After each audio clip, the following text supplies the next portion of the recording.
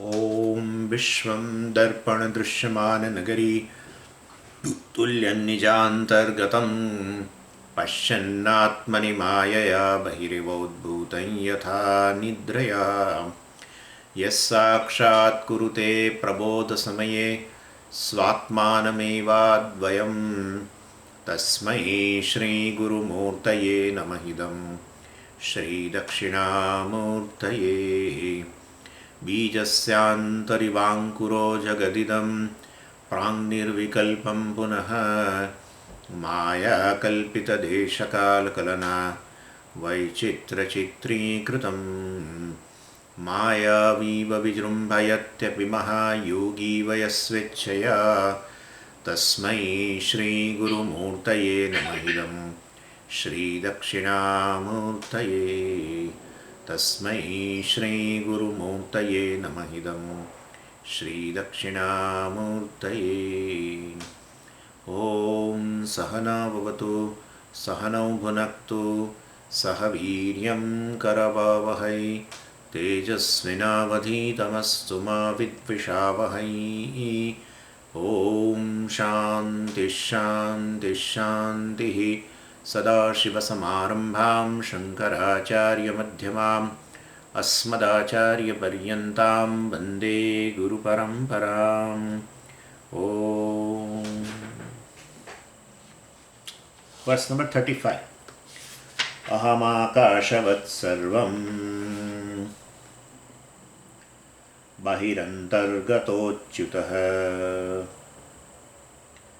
sada sarvasamasiddhah nissango nirmalochalah. So, after presenting this Jnana Yoga in form of this Shravanam and Mananam, in form of a Mahavakya Vichara, Shankaracharya ji now discusses this Nididhyasana we call as a Vedantic meditation between verse number 31 to verse number 41. And here discusses the Aham Akasha Vatsarvam Bahihi Antargatah Bahirgatah Antargatah. So I am a nature of pure consciousness which is all pervading like Akasha. And so I pervade everything. So in all living beings I pervade as a consciousness. Even though everything is in consciousness, but consciousness manifests because of the subtle body in living beings, and therefore in all living beings I manifest as a consciousness. In inert things, I am in the form of existence. That living beings also exist, and therefore existence is there and consciousness also is there. That is, it cannot be separated. It is one thing alone. But consciousness manifests in the subtle body, and therefore there is a difference like living being and non-living being kind of a thing. So I am never subject to arrival and departure. Antar Bahirgatah means I am at the same time I am present in inside and outside. Inside the body, outside the body. Means in the world. That is because I am all pervasive and I am never subject to arrival or departure. That is why, that is the thing. And also says Sada Sarva Samaha. So I am uniform in all living beings, even in inferior beings also, or in a superior beings. I am in different types of bodies. There is, I am present equally. And how I am present?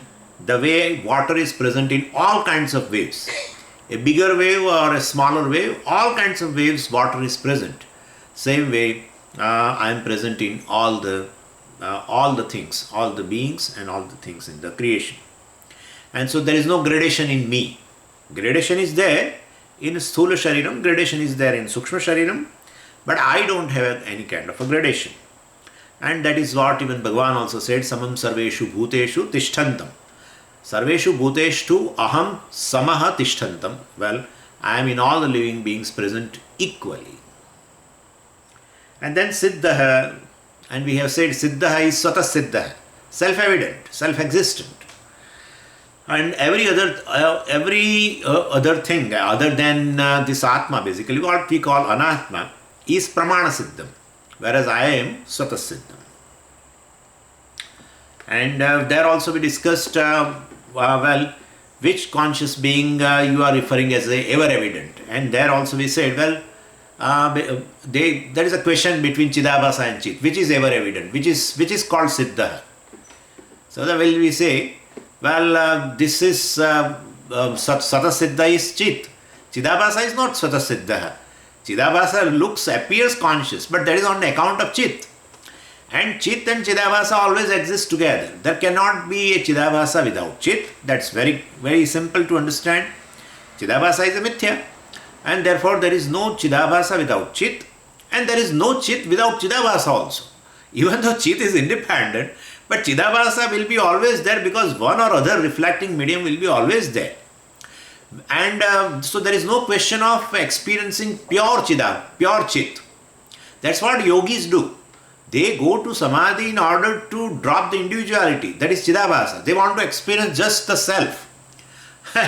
But anyway, nearest experience. Why should we go about, doing Ashtanga Yoga and whether the Samadhi I will get for a time being? And well, this deep sleep state is there, very close to pure consciousness, very close. Of course, Karana Shariram is there, but in Sushupti, Chidabhasa is dormant, unmanifest, and therefore almost you are in a state of a pure consciousness. So we need not work for Samadhi, etc. Bhagavan has given us an experience of a deep sleep state that is enough to understand. And then you knock out that Chidabhasa which goes to unmanifest and becomes manifest, and that process is there, and it is all the time Vikari also, and it is all the time changing also. That is not me. I am the very witness of this changing Chidabhasa. And whether it is manifest or unmanifest, I am ever witness of the Chidabhasa.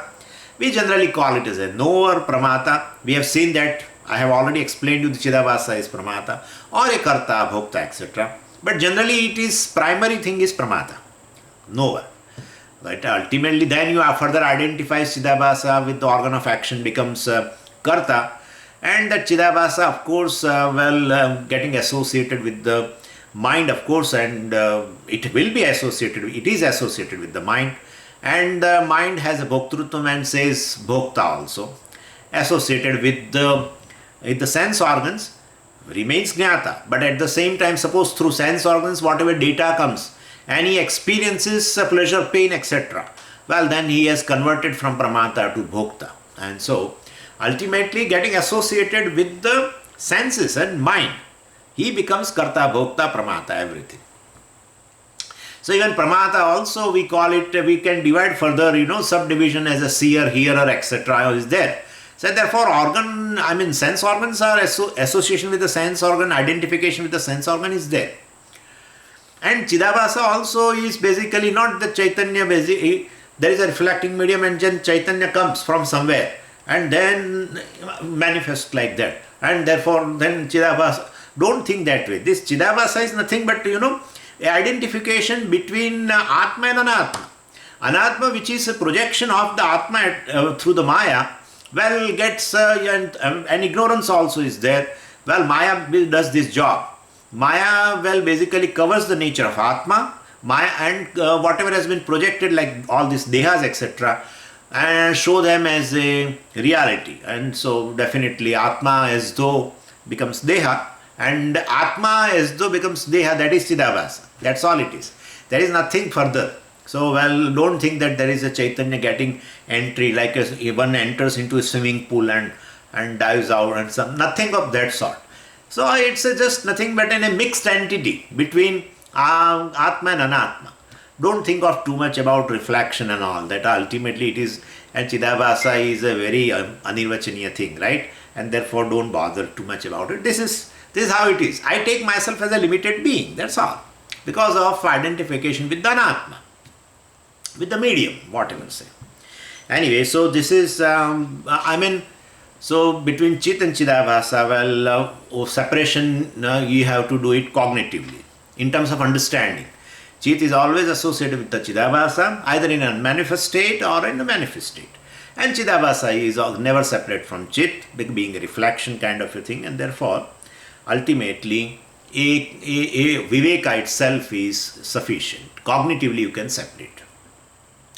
Then says Nissangaha, not connected to anything in the creation. uncontaminated, like a space. Atma is Asangaha or Nisangaha. So, in Shravanam we say Atma is Asangaha. I have to say now in Nididhyasanam, I am Asangaha. I am free from any relationship. You have to keep on thinking this, Aham Asangaha, Asangoham, Asangoham, Asangoham. Because relationship brings a lot of problems.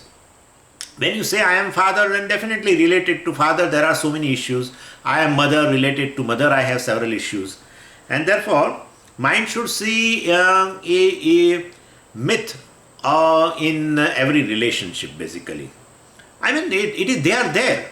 We don't say there are no relationship. They are there but at a different level. I mean, at the body level, etc., there are relationships. All are connected to me, different relatives are connected to me through the body. And well, of course, I am not the body. And so, I am distinct from the body. And therefore, they have a lower order of reality. Like the waker, as though, under the ignorance, becomes a dreamer, and then in the dream world he becomes a uncle and maternal uncle and whatnot. All this kind of things. he becomes a big samsari. So many connected to so many places, and he does so many vyavara also, and somewhere something happens and he has to go, and some good occasion also is there, he has to be present, and somebody's marriage and reception. He does everything in dreams, and then something wrong happened, somebody died, so he goes there and gives condolence and everything, and like that.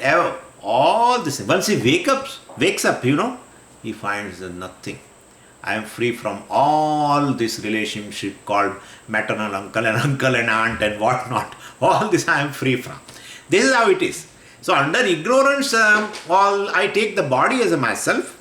Well, and therefore I enter into this physical body as though, and becomes related to various people in this waking world.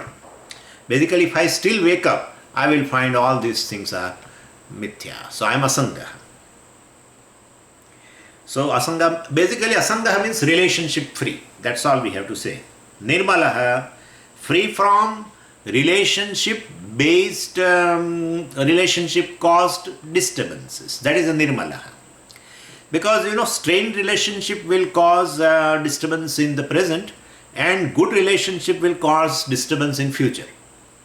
These things, so relationship will cause, ultimately it will cause some strain. And so, present strain, you have some strained relationship with something, then in present you have a botheration. And you have a good relationship, then it will cause disturbance in the future. So Bhagavan, that is how he says, Bhagavan says very beautifully, Yehi samsparshaja bhogaha dukkhayo nayaha evate. Samsparshaja bhogaha. So sparshaha. Sparshaha means basically all the objects actually. Sparsha, sprushante iti sparshaha. That is how it has been defined there. Sprushante. So organs, sense organs, etc. Touch the objects. I mean, they are connected to the objects. Anyway, but here, any relationship, maybe relationship with the inert things or relationship with the people, ultimately, there is a potential of, a disturbance in the relationship. Even good relationship means more attachment, and then more anxiety. More attachment, more anxiety, more fear. So, even if a good relationship is there, there also ragaha, bayaha, krodaha, this thing will be there. Ragaha means attachment. That is how good relationship we say. And then from there, the fear will be born, anxiety will be born, and krodaha. It may lead to even anger also. That is how the close relationship, there are a lot of quarrels. You may not have quarrel with your neighbor, suppose if you don't have much relationship. But in a family, or in a close relatives, there is all the time a feud going on. Something keeps on going on because of this, because of attachment. And where the attachment is there, anxiety is going to be born. Where the attachment is there, fear is going to be born.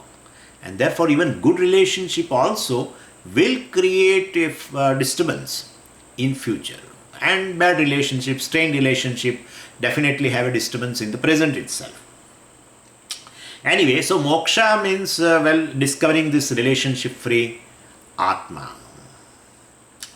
And so, and afterwards also, after knowing that you are free, you can definitely have a relationship with the people, and that is how Gnani has a lot of relationship with the different people. And but so that relationship is not a problem. That's how Pujya Swami used to tell.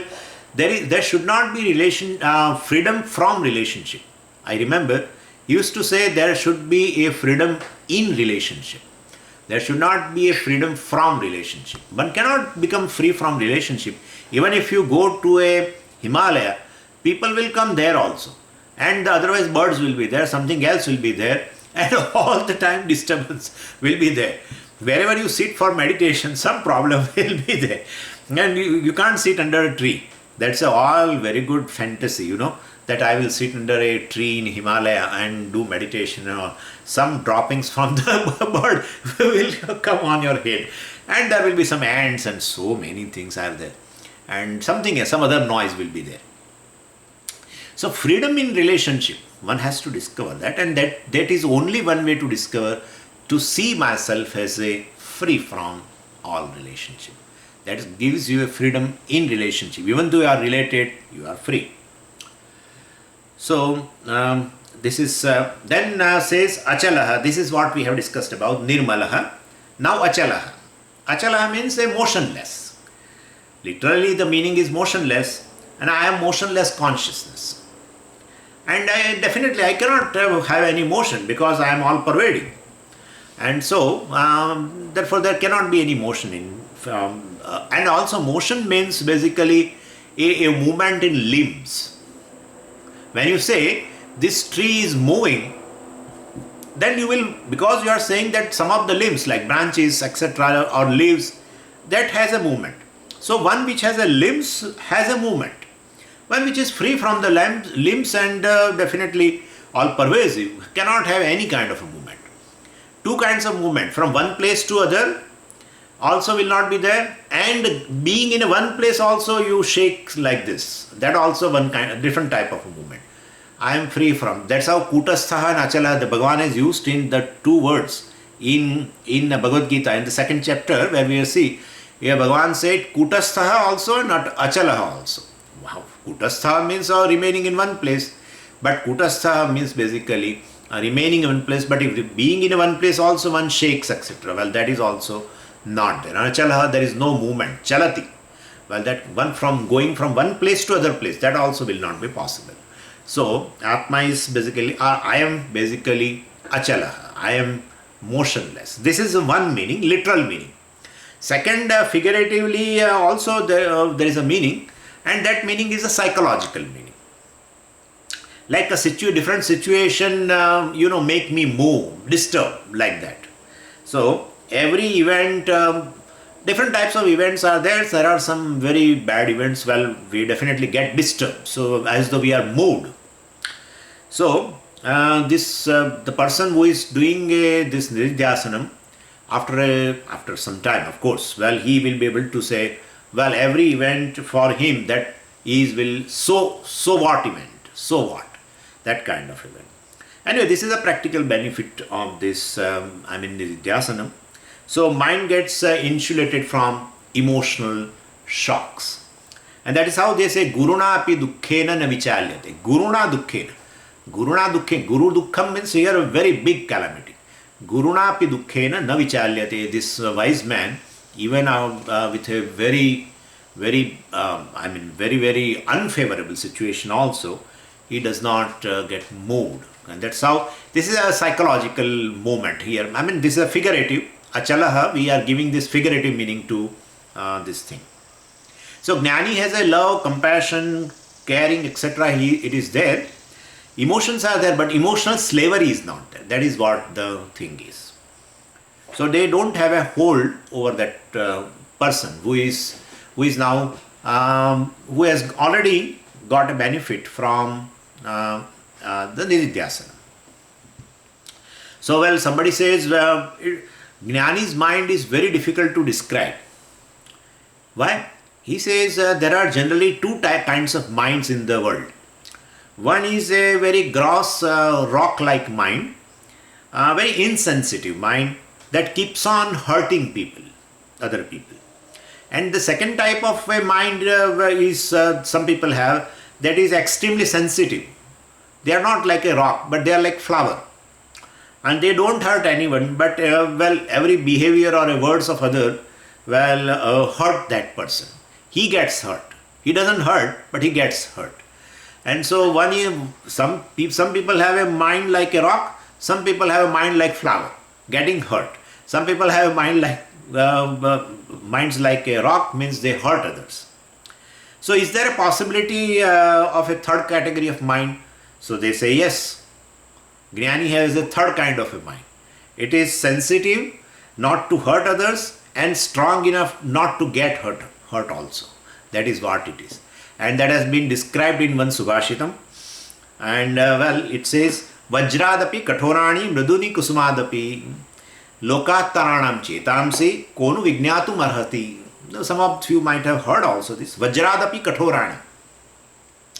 Vajra means a very strong, weapon. You know, Indra has that Vajra. So Vajrad api kathorani. It is Jnani's mind is strong enough not to get hurt by feelings of or by the behavior of other people.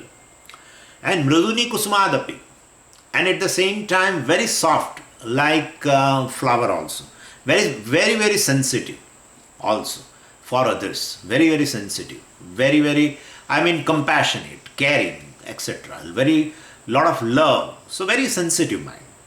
So that third kind of a category is also there, that is Jnani's mind is like that. But how to cultivate that? Well, how can you say Jnani has this kind of a mind? Because of sadhan chatushtaya sampatti or karma yoga, he has become very sensitive. One who is doing panch mahayagnas definitely is very sensitive to the world. Otherwise, how can you do any benevolent action for the world unless you are sensitive? And therefore, since he has gone through this karma yoga, etc., or he has a sadhan chatushtaya sampatti, etc., because of that his mind is very sensitive towards others suffering, etc. And but the jnanam, aham brahmasmi, aham asangah, etc., and I am aham nirmalah, etc. So this person is not getting hurt by anybody's behavior, etc., knowing that all this is mithya. So this is way. So Vajradapi kathorani means because of the jnanam, his mind is very insulated because of the jnanam, and so he doesn't get hurt. That is how Bhagavan used to say manapamanayos tulyaha, manam and apmanam, etc. and so many other things, sukham, dukkham, etc. Several things, success and failure and everything, they keep coming and they are there. He doesn't say that they are not there. He says they are there, but they don't touch me. That's how it is. And therefore, Vajradapi kathoran. So that's how his mind is very like a Vajram. Very like a rock. Does not get hurt by situations, does not get hurt by others' behavior, words, etc. And at the same time, because of a sensitivity which he has cultivated because of karma yoga, etc., or sadhan chatushtaya sampatti, he is sensitive to others also, like the flower. Very sensitive. So this is Achalaha, unshaken by behavior of others. Now let's go to verse 36. Nitya Shuddha Vimuktaikam Akhandanandamadvayam Satyam Jnanam Anantam Yat Param Brahmahameva Tat. So aham we have to keep repeating this, whether, of course, Shankaracharya ji uses in a verse, somewhere you will find aham, but even if you won't find, you have to connect aham word, you have to put it automatically. So first says Nitya Shuddham. I am free from all Ashuddhis right now, at this moment. At this moment you are free from all Ashuddhis. All punya papas or all any other kind of raga, dvesha, kama, krodha, etc. All these, irsha, all kinds of impurities you are free from right now. Nityam, that's how the word nityam is there. Nityam means basically it is not agantukam. What comes and goes, well, definitely anityam. So nityam means you are already free from that. And even under the spell of ignorance, You don't know yourself that you are free from that. That's correct.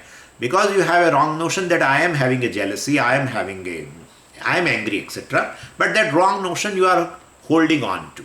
That's how I am is very, very calm. I am is Atma. That's what I told you in the morning.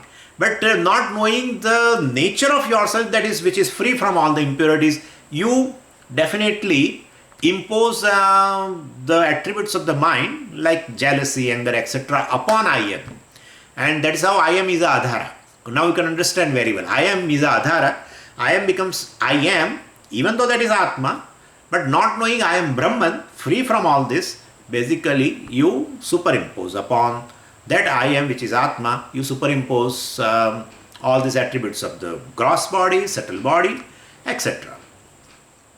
And so that is how I am becomes, or Aham becomes, a locus for all mistakes. That's how it becomes Adhara. And once you know that you are Brahman, you are Nitya Shuddha. So Nitya Shuddha, well, when you say, so it has removed the notion. What notion? Basically that I am Ashuddha. It has removed that notion that I am Ashuddha.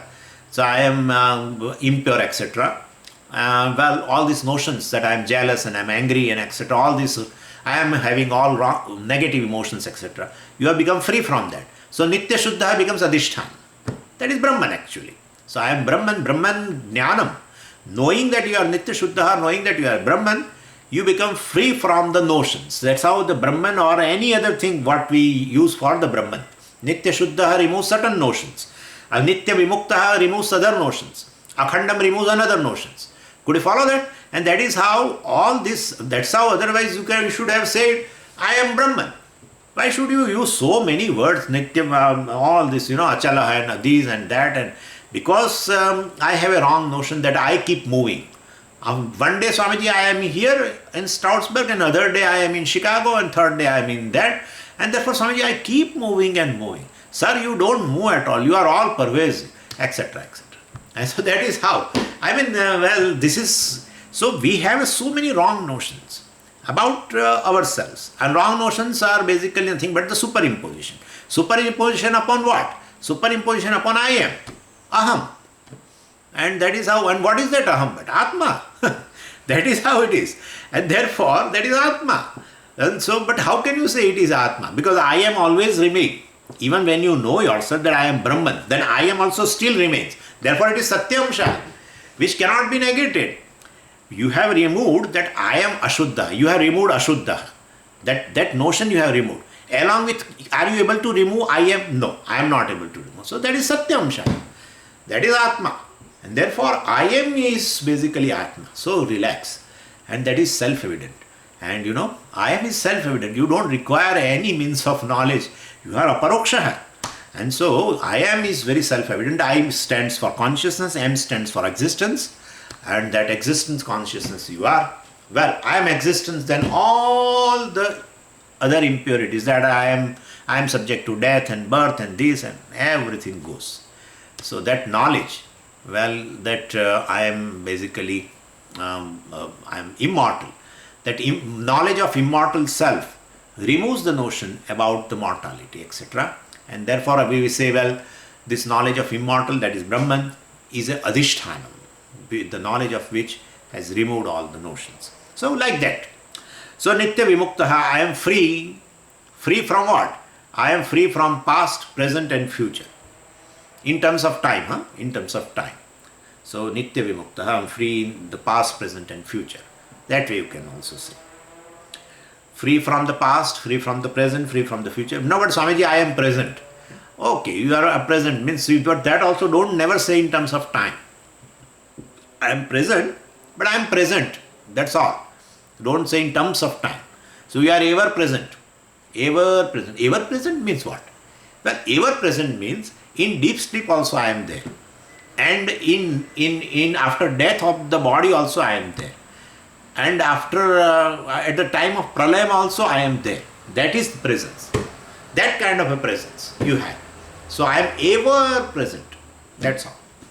So definitely the idea of a time, past, present, future, etc. I am free from that. Akhandam, I am free from all divisions right now.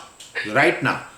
I am free from all divisions. I feel that I am here, you are there, she is there, all this, so many divisions. Well, no, you are right now at this moment free from all divisions. Anandam, Anandam means I am not missing anything in life. So, well, I am not missing. But I feel, Swamiji, I am missing something. I am missing India, Swamiji. Are you not missing India? Yeah, I am missing India. Well, then what you are teaching us? So, this is, Anandam means I am not missing anything. That's all. I am full, complete.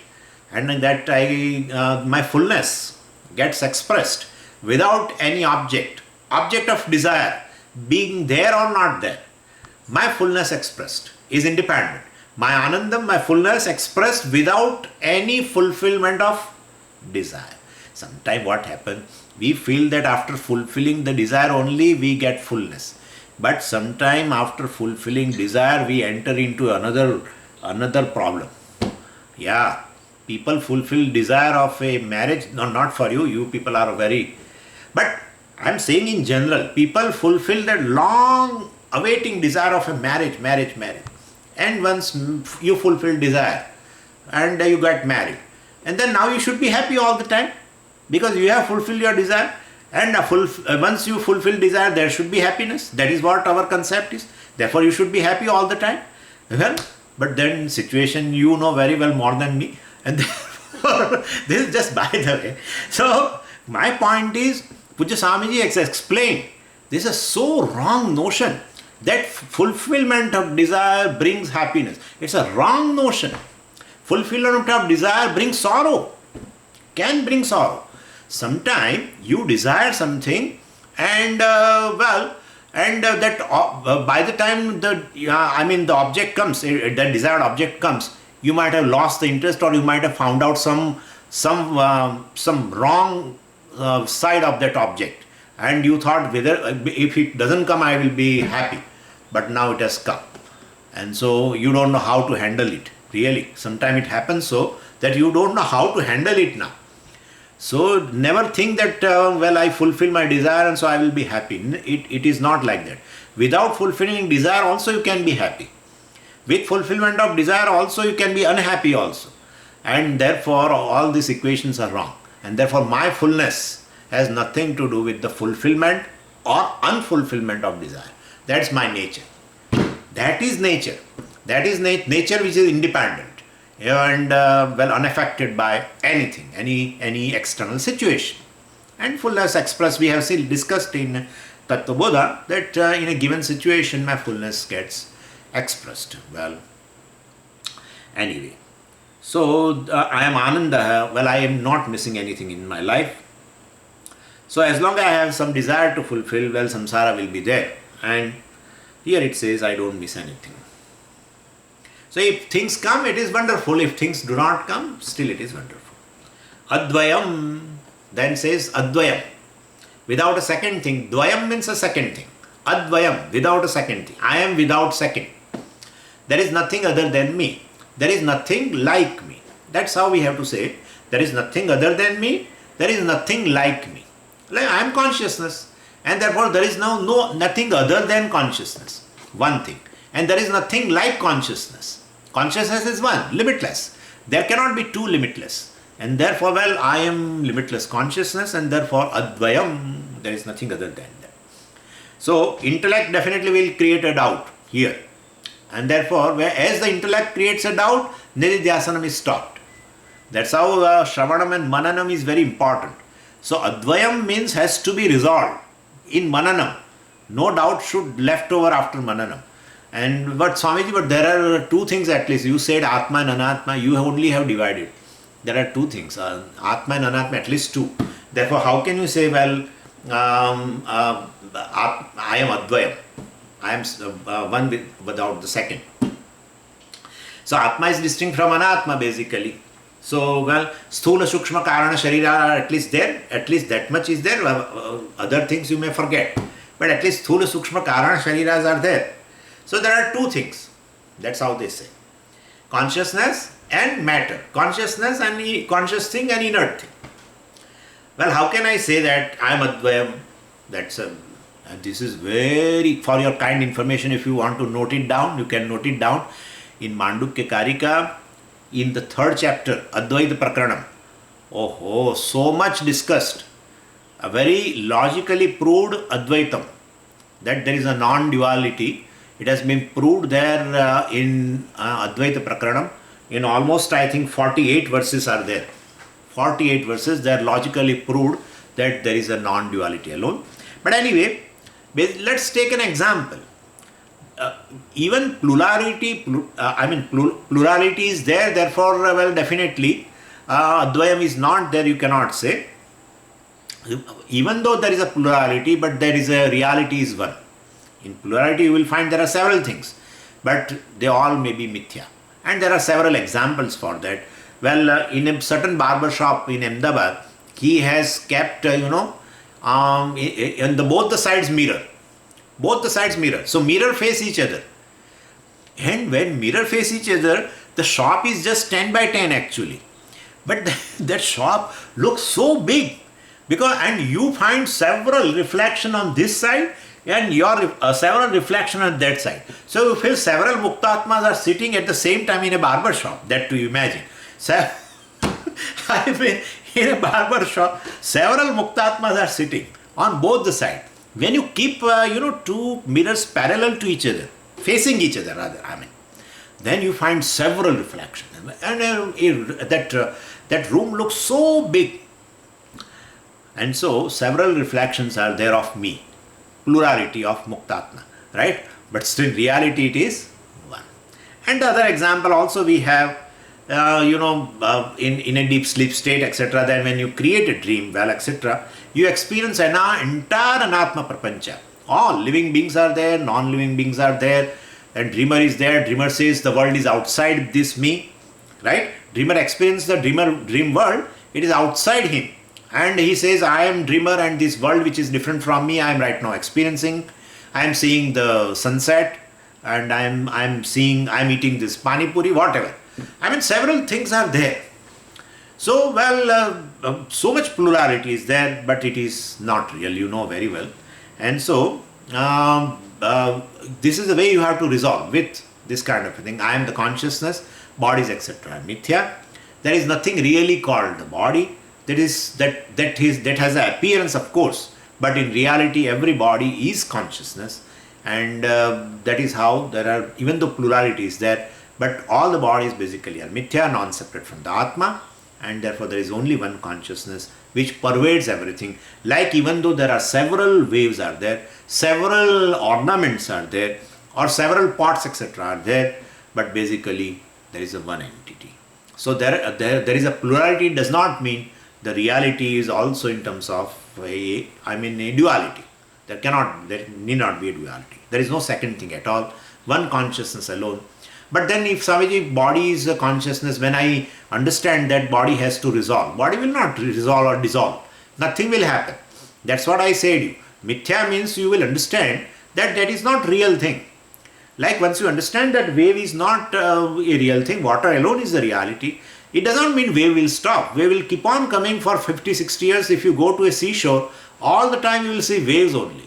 So, in your understanding now that there is only one thing, but so far as waves are there, etc. are there, that appearance of duality in terms of waves, and that two different types of waves, they have names also, some surf and something, and I don't know all the names, but they have different types of names also, a bigger wave and smaller wave and all types of things. That will remain all the time. So definitely understand the body. In understanding of your consciousness, body, etc. is a mithya. So there is no second thing at all. This is the way. In meditation, if doubt comes, you should assert. This will occur when you do meditation. This is going to come. Swamiji, are you wishing that this kind of problem comes? No, I am not wishing, but generally it will come. Because this is not so easy to understand, because we are experiencing duality all the time. And then it says Advayam. There is one thing alone. There is no second thing at all. So it takes some time to basically, getting assimilated. So that doubt will come, but then resolve like this. And give a mind some suggestion or give that example of a dream or of this kind of a shop, etc., or parallel mirrors, etc., and you can tell yourself, well, that well, I experience plurality. It does not mean that there is a plurality. There is a one reality. Reality is one. So you can tell that way. Satyam Jnanam Anantam Yat. Shankaracharya ji assumes that we have gone through Taittiriya Upanishad Brahmanand Vali. So he says, well, Satyam Jnanam Anantam Yat. You are Satyam, you are very existence. Jnanam, your consciousness. And Anantam, well, consciousness is not limited, or existence is not limited by name and form. And that is Param Brahma, I am that absolute Brahman. Ahameva Tat, I am that Brahman. Let's go to verse number 37. Evam nirantarabhyasta brahmaivasmiti vasana haratya vidya vikshepan roga nivarasayanam. So basically verse 31 to 36, you can put all the thing into inverted commas, where the description of Atma is in this way, Nityaha, Achalaha, etc., Nirmalaha, everything, or Satyam Jnanam Anantam, all this thing. Now in verse 37, a little difference is there. What is consequence of this long practice of Nididhyasanam? That Shankaracharya ji tells here. Shankaracharya ji says that benefit of Nididhyasanam is, that we have a one type of a vasana called Aham Jiva, I am an individual, and that vasana basically is replaced now. What is the vasana now? He says also in the first line of the verse, Brahmai Vasmi iti vasana.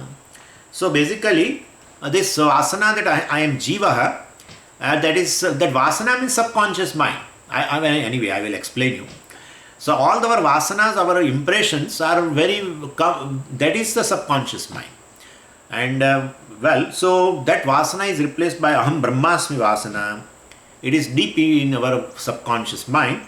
And once you start doing Nididhyasanam, and for a long time, then from your subconscious mind, this impression that I am an individual, I am a Jiva, etc., that will go away. It will be replaced by I am Brahman. Avidya Vikshepa. So Avidya Vikshepan, Avidya Vasana, Jiva Vasana. So I am victim of this, 9 planets, etc. I am persecuted by karma, my karmas, I have a wrong prarabdha, etc. All this. I am slave of external conditions. I am dasa basically. So I am dependent on several things. All these kind of things. So this is which I is predominantly occupied by the mind. Well, only this kind of things are occupied by the mind. Therefore, before Nididhyasanam, this kind of things are there. But after Nididhyasanam, well, this Jiva Vasana, individual, etc., that kind of impression which I have pertaining to I, well, which is nothing but Brahman, well, it has been replaced by this Brahma Vasana because I have constantly meditated that I am Brahman, I am Brahman. So now the new vasanas are created which is percolating into subconscious mind, and now I am Brahman, etc., getting settled in my subconscious mind. So well, in our day-to-day life, our responses are based on this vasana actually, and most of the responses to the world is vasana-based responses, and will-based responses are very, very less. So how can you say, Swamiji, that our responses are vasana-based or subconscious mind-based? How can you say? Basically, because we generally act first and think later. That is our problem. So that means it is vasana-based. If it is will-based, first you think and then act. That is a will-based. But first you act and then you think. Good, bad, whatever. Oh, I have done that way, I did a wrong thing, I spoke something wrong, all this. So that shows that most of the activity, our responses are vasana based, and that is from basically subconscious mind. So our impulsive response, our responses are all impulsive behavior, uttering words, etc.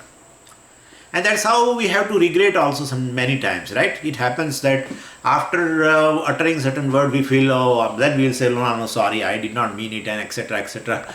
So that thing, that shows whole our responses are coming from subconscious mind, where all our impressions of from the various experiences are stored and well rooted in that. So Nididhyasanam basically changes this vasana. So Vasana changing project is Nididhyasanam. We can say like that. Vasana changing project. Nididhyasanam does not do anything else. Nididhyasanam does not give you new knowledge or anything. That is the job of a Shravana, where you will know about yourself well, oh, that I am Nityaha, I am Shuddhaha, etc., etc., I am Muktaha. All this is there. Here there is nothing new. All this is there in your mind. But basically, it's a fight between Jiva Vasana versus Brahma Vasana. So basically, there is a fight between that. And ultimately, through Nididhyasanam, you win over this Jiva Vasana, that a sense of individuality and deep impression about that I am an individual only, I am Jiva only, I am subject to birth and death, etc. That will be replaced by this Nididhyasanam, that I am free from birth and death, I am limitless, etc. And there is nothing other than me, whatever you are thinking in Nididhyasanam regarding Atma, that will slowly percolate from conscious mind to subconscious mind. But Swamiji, when from subconscious mind goes to subconscious mind? After a long practice. If you want something to go at the level of a subconscious mind, if you want to change your vasanas, basically impressions regarding yourself, you will have to practice for a long time. Any habit we have formed, which is vasana, nothing but habit is a vasana, and that habit has been formed after repeated exposure to that thing. Like suppose if I take today, first time in a life, a cup of tea today I take. Well, it won't be there from tomorrow that I need a cup of tea. There will not be such a compulsion. But if I take for some days, then I may develop a habit. And therefore, that shows that even a exposure to a given object for a long time will form a certain vasanas. That goes to subconscious mind then. And therefore at 4 o'clock or 5 o'clock, whatever time you are taking, immediately from your mind, this thing comes out, that I need now cup of tea. And if you see the time, you will find it is 5 o'clock. And this is, by the way, my own experience, I am telling you. So, well, I don't know. People are, very happy without tea, coffee, even after getting up. They say, Swamiji, why you have a habit of this taking tea? It's not good for you. I said, yeah, you are right. And say, he or she tells me also, Swamiji, we don't take anything in the morning after getting 4 o'clock. We are able to do, we are able to read, we are able to contemplate everything. We don't get sleep and we don't become, uncomfortable without tea, etc. Why do you feel like that? I said, I don't know, but I feel. This is subconscious mind. Could you follow? This is subconscious mind. So conscious mind has all wisdom. All wisdom that, this is not good for, they are not good for the stomach and it creates acidity and all these things are there. But at 5 o'clock in the morning or 4 o'clock, this immediately, after bath, my legs go towards kitchen only, nothing else. So, this is called a response based on vasana. That is subconscious. So, after repeated exposure to that object, experiencing the object, well, now you have formed an habit. This is subconscious mind. And so, well, now to come out of that habit, well, you have to counter that habit, and that should continue for length of time. It will not go. One day, suppose if I don't take a cup of tea in the morning, saying that, well, nothing is going to happen. Well, all people are living without tea and they are very fine and well, everything. But then again, next day it will come. But if you continue for several days, then you find that now you are also free from that habit. So basically vasanas, habit, all this is our subconscious mind. And that is how our all responses are generally habitual responses. Habitual. When sometimes people say, Swamiji, you should not, while teaching, you should not do this kind of hand and this. Keep your hand like this all the time. Why you are doing all this? It's not good. And still, I give suggestion to myself that, yeah, I should not do it that way. That's correct. But then, when I start the class and my mind is here, automatically hand becomes like, opens up and start doing like that. So this is, even in the conscious mind, before the class, I have given a suggestion to the conscious mind that, well, I should not do that way. But, from the subconscious mind, it comes out because I have formed a habit of doing this for several years or several days or months, whatever. And that's how now it has percolated into subconscious mind. So now, same way, I am Jiva is percolated in the subconscious mind from the from the beginningless time. And therefore, well, the Nididhyasanam, by which you change the vasana that I am Brahman now, and all these wrong notions are which has gone into subconscious mind, and to counter that, well, and I'm distinct from all these wrong notions. Whatever wrong notion is there, well, which has gone to subconscious mind, I'm really different from it. And then you are doing Nididhyasanam, but I'm telling you, it is a lifelong project. Honestly, it's a lifelong project because our impressions to this has become so strong, so strong. I am Deha, etc. is so strong. And no, we are so clear also that I am not Deha, etc. When the class, people become clear. It's not that they pretend, etc. They know. Yeah, that they agreed. Yeah, the Shruti tells, my Anubhava also is there that I am not the body. And Yukti also, logic also is there that, well, I am not the body. So clear in the class, but immediately when you come out of the class and you can see, immediate response will be as if that I am a Deha. So that shows the subconscious mind, at the level of a subconscious mind, this has gone, because ignorance is Anadi, and therefore taking Deha as a Atma also, we are taking the Deha as a Atma from Anadi, from the beginningless time. And so the subconscious mind is saturated with that Jiva Vasana. And so definitely to replace that I am Brahman, not Jiva, etc., through Nididhyasanam, we assert that is going to take time. And so this is what it is. That's how they say, Evam Nirantara Abhyasta. See, Shankaracharya ji says that. Evam Nirantara Abhyasta. For a long time, without break, you should practice this. That I am Brahman. I am a Sangha. And I will tell you what, Swamiji, you have told about Brahman several things. Where to start? Yeah, that's what I am going to tell you, don't worry. So, I am Brahman, basically. So, when I deliberately entertain this thought, then, well, definitely this will also become a Vasana. What? I am Brahman. I am Brahman. That Vasana also will be generated. That's called Brahma Vasana. That is what here it has been told in the first line, in verse 37. Brahmaiva ahamasmi iti Vasana. So, I am Brahman, that Vasana also will be generated through Nididhyasanam if you practice it after a long time. That's how they say, Nirantara Abhyasta. For a long time without break, you should practice it. So, well, thought in the conscious mind becomes Vasana of the subconscious mind. So, Shankaracharya ji uses word Vasana. And so, well, may you be soaked into this, Vasanas, that you are Brahman. So even that's how they say, even in dream, well, thought should be that I have no bondage, I am Brahman, etc. But anyway, that is too far, but at least let us take.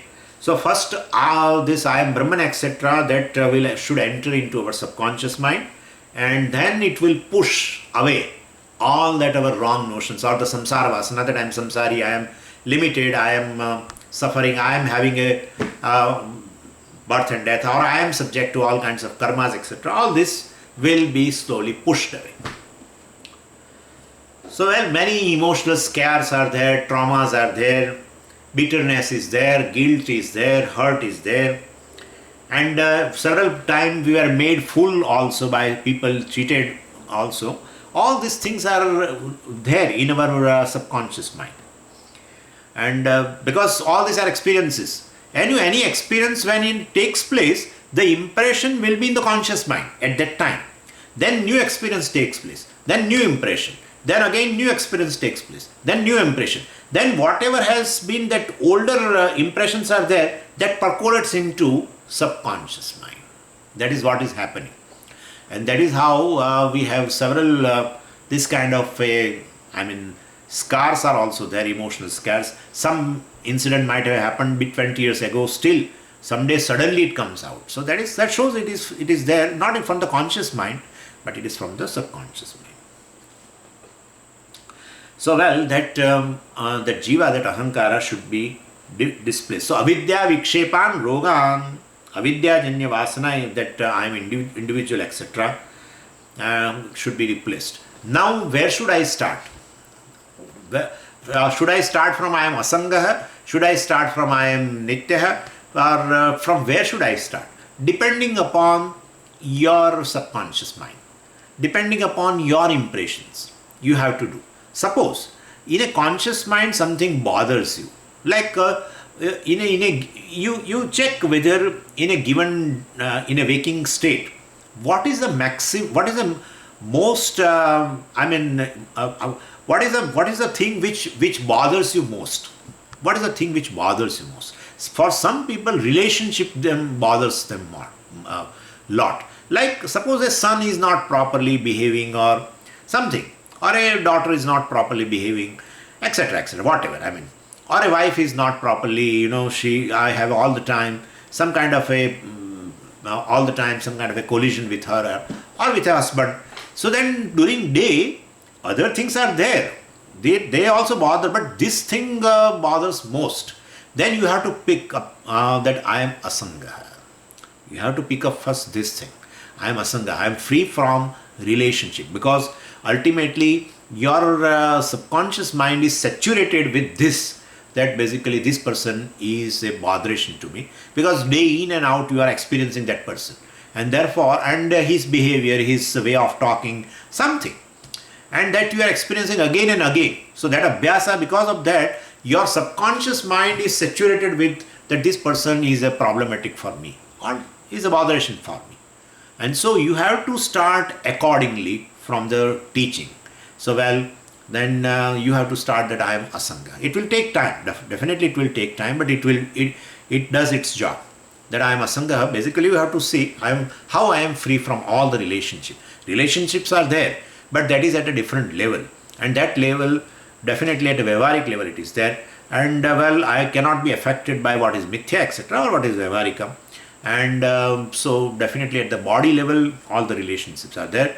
Body is a mithya. Body cannot affect me, or the relationship born of this, considering body as I, they cannot affect me. I am basically free from all the relationship. So this is how you have to start. Some people have a lot of fear of a death, suppose. All the time somewhere any death occurs and they come to know that this person has died, or this person has undergone some kind of a surgery of a cancer, and some kind of fear of a death. People all have that kind of a thing. Their mind is saturated with that, subconscious mind. Then definitely they have to think I am free from birth and death. So birth and death are there, but they belong to the body. That does not belong to me. Atma does not have a janma. Atma does not have I am not having any janma, etc. So this is how you have to do. Every different, depending upon the subconscious mind and the botheration born of that, vasanas, one has to do it. So, and every personality is basically associated with a huge bunch of problems, and all this personality and the related problems is basically we call as ahankara. So depending upon that problem, you have to choose from the teaching. Because you are basically anything you choose, you are that, right? Either you start with that you are mukta, you are free, or you are basically timeless, or you are basically free from relationship, or something else, you are ever pure, whatever. So anywhere you can choose. All this is you ultimately. Nitya Mukta means right now you are free. That's the main advantage of this is whether I don't know, whether I can't appreciate, but I am that. That's for sure. That gives me a big solace. That's my nature. And so, this is a wrong notion that I consider myself as a relative. I consider myself as a father, mother, something. That is not my real nature. And basically I am asanga. So this is how one has to think. So our own subconscious mind will basically, tease us and make fun of us, and so we have to percolate it with aham brahmasmi iti vasana. That's how Shankaracharya says evam nirantara vyasta brahmaivasmi iti vasana. And example, rasayanam roganiva. Just as regular medicine removes the roga, rasayanam means a medicine. Just as regular medicine removes the roga, a disease. So, why he gave an example, very beautiful. See, depending upon the roga, you have to take medicine. But, and sometimes it may be so, if disease is well rooted, I mean, since many years, you may have to take medicine thrice a day, twice a day for a length of time. And even after that disease goes away, eradicated, still you have to continue for some time that medicine. It is like that. And therefore, here also this roga, the samsara, the suffering, all is anadi, right? So this disease also is anadi, it is beginningless time. And therefore, here also the medicine also should be taken thrice a day or twice a day. So, which medicine? Nididhyasana. But Swamiji, I cannot do Nididhyasanam for, thrice a day. I am not able to do once. Any Nididhyasanam you do, don't do more than 15 minutes. 15 minutes, more than 15 minutes, don't do any Nididhyasana. Even if you are able to do. Just get up. Sit for just 15 minutes. But thrice a day. No, but Swamiji, I will take medicine once a day. Then disease will take time further to go. So basically, if it has been told, the doctor tells, here I mean Swami, Swami tells to take the medicine thrice a day, and that too lifelong you have to take this medicine. Then I don't want to get rid of this disease at all. No. So, you want to become free from the disease. No one likes the suffering. Who likes mental problem, agony and all this, anxiety and what not. Everything, sense of limitation, discomfort. Nobody likes. So anyway, rasayanam roganiva. Basically, the one person who takes rasayan, that is medicine, in order to remove the roga, same way I should do the nididhyasana, which is like this rasayana, to remove the roga, samsara roga. So this is how it has been shown. It should continue for a length of time. Maybe for a lifelong. Maybe. May not be for many people whose subconscious is not heavy, who has not much kashayam, etc. Not loaded too much. For them, it may take less time to make free that subconscious mind from samsara. So this is how it is. Anyway, so we'll see now tomorrow. Om Purnamadah Purnamidam Purnat Purnamudachyate Purnasya Purnamadaya Purnameva Vashishyate. Om Shanti Shanti Shanti. Harihi Om Shri Gurubhyo Namaha. Harihi Om.